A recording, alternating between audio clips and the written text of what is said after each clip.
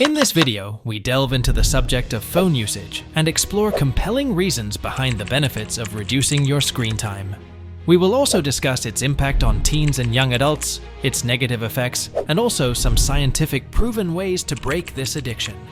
So without wasting further time, let's start the video. Worried that you're spending too much time on your phone? You're not alone. In a study from 2019, teens and young adults in the US were found to clock up to a minimum of 7.5 hours of screen time a day on average, excluding time spent on digital devices in school-related activities and homework. The same survey also found that teens spent the most screen time on videos, followed by gaming and social media. Excessive screen time has been found to increase the risk of diseases like obesity, diabetes, and sleep problems. Research has also shown that the overuse of devices and social media can be linked to an increase in loneliness, as well as depression in teens. There are undoubtedly various health issues triggered by excessive screen time. First, let's discuss its impact on teens. With more time spent on devices, there is less time for physical activities.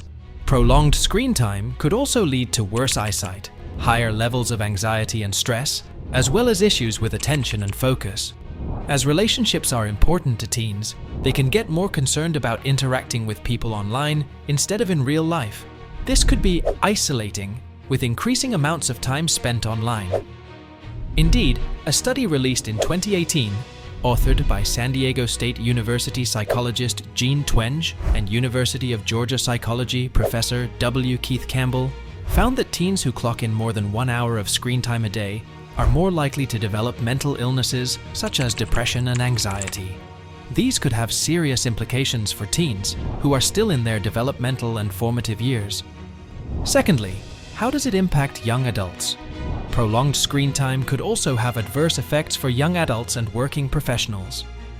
Apart from facing similar health issues, like poor sleep quality and physical health, working adults may also see a decline in productivity at work.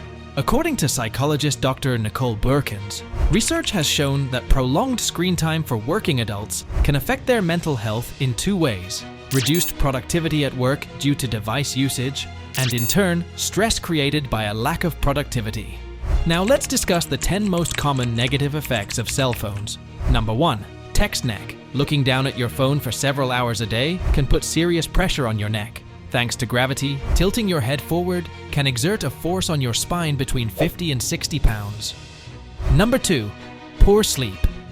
Not only does excessive smartphone use keep you mentally engaged late into the evening, the blue light from the screen can actually interfere with your ability to fall asleep and may increase your chances of insomnia. Number 3. Tendinitis. Too much typing may cause tendons in your thumbs to become inflamed and sore. Number 4. Distracted traveling. Using your smartphone while driving can result in a serious accident, while distracted walking can lead to injury.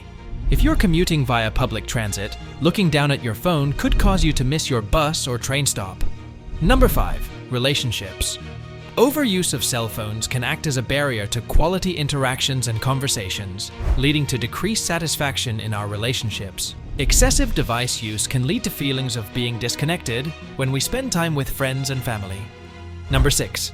Concentration and learning issues. Wanting to check your smartphone all the time may affect concentration and distract you when you are in a class or work environment. Number 7. Less physical activity. By having access to food and entertainment at your fingertips, you might inadvertently be less active, which may affect your health in the long run. Number 8. Eyesight problems. Watching the screen of your cell phone all the time may have a negative effect on your health, as all screens emit a blue light that can be damaging to the human eyes. Number 9. Lack of personal communication. Texting and instant messages can replace your need to communicate with others via phone call or in person. Number 10. Peer pressure. Kids may feel pressured into getting the latest devices in order to feel accepted in their peer circle. Now, it's time for you to learn how to break your phone addiction. You know the cliche, the first step is admitting you have a problem. But it really is true. Unfortunately, few of us are willing to admit we're addicted to phone use, though most of us can benefit from reducing our screen time.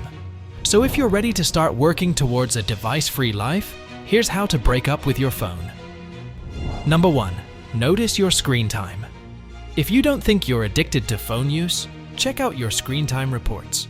You'll be stunned by the hours you've wasted scrolling through content that you can't even recall.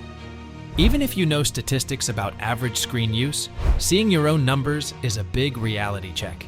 It might even be the push you need to stay away from screens and learn how to spend less time on your phone. Number 2, create a phone-free zone. Most cell phone pickups happen absent-mindedly. Avoid the issue entirely by keeping your phone out of your immediate reach, so you have to make an effort to grab it. Don't worry, you don't have to leave it at home or lock it in a drawer, but setting it in another room or anywhere out of arm's reach makes this subconscious habit intentional. And the more thought you have to put into starting the infinite scroll, the more likely you will stop looking at your phone so frequently. Number 3, delete your social media apps. Minimize the negative effects of social media apps by getting rid of them entirely, or at least temporarily. If you're serious about learning how to break up with your phone for good, go ahead and delete those accounts completely. But if you want to stop looking at phone screens for a bit, temporarily deleting the apps can help big time. If most of your tech time involves social media, making those apps harder to open absent-mindedly is a helpful step. Number 4, do a tech cleanse. Challenge yourself to stay away from screens for just one day. That's right, just a single day. Seems doable, right? By making small goals and proving to yourself that you can get off your phone for 24 hours, it feels much more possible that you can learn how to break your phone addiction permanently. From there, you can gradually increase the duration of your digital cleanses or have phone-free days more often. Starting small helps build your tolerance and reinforces the idea that, yes, you can get off your phone every now and then. Number 5, get your friends involved. Goal setting is always more fun when other people are involved. Channel your competitive side by making bets on who can stay away from screens the longest, who can reduce their screen time the most, or take the competition away and form a support group to encourage one another. Either way, it's good to let your loved ones know that you will stop looking at phone screens regularly so that they can expect less frequent communication. On the other hand, they can anticipate experiencing more present and engaging personal communication from you. Get off your phone and find freedom. There's a lot of life to be lived outside of your screen. When you stop looking at phone screens for hours on end, you'll be amazed at how much free time you have, how much more productive you are, and how connected you feel to the real world. But don't do it alone. Find freedom in breaking your phone addiction today. Thank you for watching today's video. If you found it enjoyable, don't forget to show your support by liking, sharing, and subscribing to our channel, Opti Health, for more engaging and insightful health topics. As always, thanks for joining us on this journey, and until next time, stay cool, stay healthy, and stay curious.